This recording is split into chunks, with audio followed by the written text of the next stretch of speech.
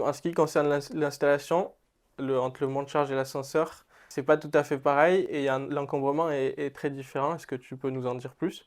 Disons, moi je connais bien les ascenseurs. Il faut garder le principe, c'est qu'il y a de la maintenance, il y a des contraintes, puisque ça emmène des gens. Donc il y a un côté sécurité, il faut que l'appareil soit vraiment sûr.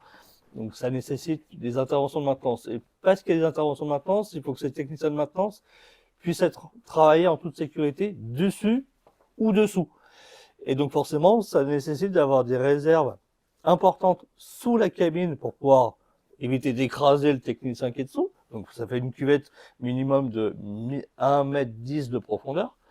Et au-dessus, pareil, il faut pas qu'il aille s'écraser au plafond, donc ça nécessite d'avoir une hauteur au-dessus de la cabine. Je crois que c'est à peu près 1 m. Donc ça fait une hauteur au réel, une gaine qui monte à 3,40 m du sol fini, Au niveau supérieur? au niveau supérieur. Je crois au monte charge, il n'y a pas tant de contraintes. Non, il y a pas tant de contraintes puisque, on va dire, il y a les contraintes mécaniques où tu as une hauteur de replié qui est sur les plus petites gammes 120 ou 150 mm. Ouais. Si tu montes en capacité, forcément, tu vas avoir plus.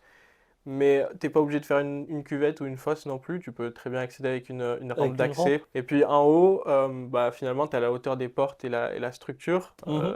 le linteau, on va dire, mais pas bien plus, quoi. Donc tu es Ouais, vers t'as les pas 2,50 besoin. m.